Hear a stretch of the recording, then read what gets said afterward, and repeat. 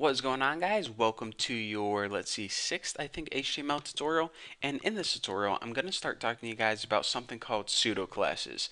Now, pseudo classes is something we got in CSS3, and it gives us more control over the styling of our website.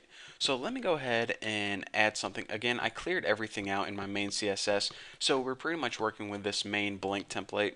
And I'm going to go ahead and add a div, and I'm going to give it an ID of mommy.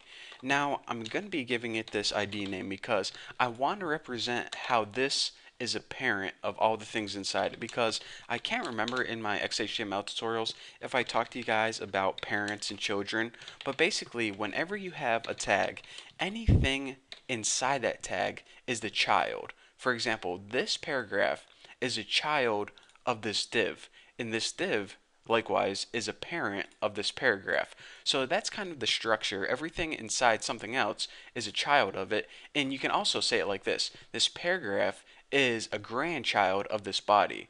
So anyways, I'm going to be saying child and parent a lot, so I just didn't want you guys to get confused. I think I'll, mention that. So let's go ahead and add some pet, excuse me, I saw I messed up here. I'll go ahead and say Bucky is the child and mommy is the parent. So anyways, what would I say? I think I say tuna and bacon der. That sounds like something I would say. So I'll go ahead and throw that in there.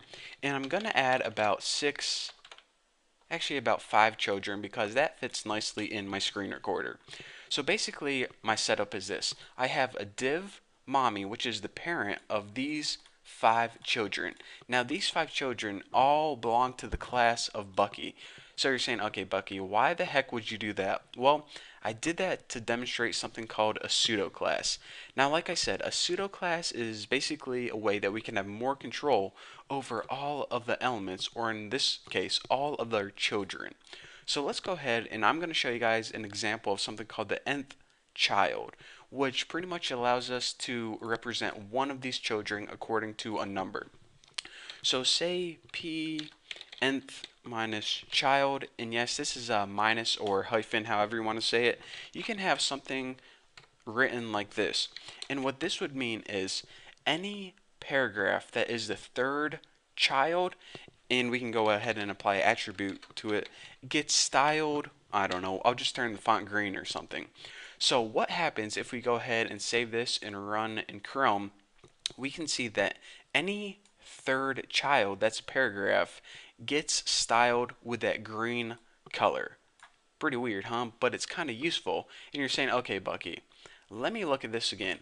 I understand that if you have a bunch of paragraphs that are children of another thing, in this case they're children of this div tag right here, then the third child would be green. But Bucky, this has to be the most useless thing I've ever seen in my entire life.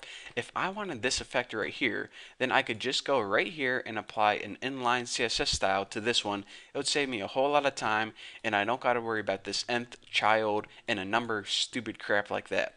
Well, I want to say this. You are absolutely correct. And that's why this technique right here, using just one child singled out, it isn't the most commonly used technique. In other words, it's kind of useless. What people typically do is they add keywords or formulas in here.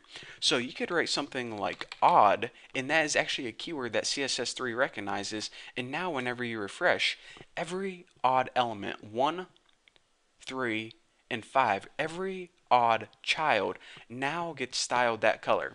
So we're saying, okay, that's kind of more useful, because then if I have a site that's maybe a list of links, and I didn't know if there were going to be 10 links or 20 links, or maybe it's a cool site that changes every day. Now you could have every other one styled, and if you have a huge list of stuff, it's kind of useful to change every other color, because then it's easier to see.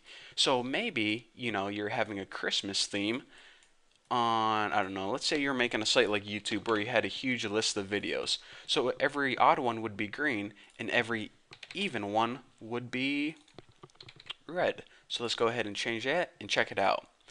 So every odd one is green, every even one is red. In Another way this comes in handy is if you have a huge table, like if you have an auction site like eBay or something, you could have every other row a different color, and it's going to make your items a whole lot easier to see. So not only with paragraphs, but you can also apply this to table rows, and it's going to make your life a whole lot easier.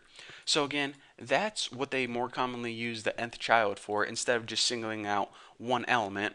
And another thing I want to point out is you can also write formulas in here, like 4n plus 1 or something, and you can use these complex formulas if you want to say only turn every 4 rows blue. Ooh, my voice crack right there. That's kind of embarrassing.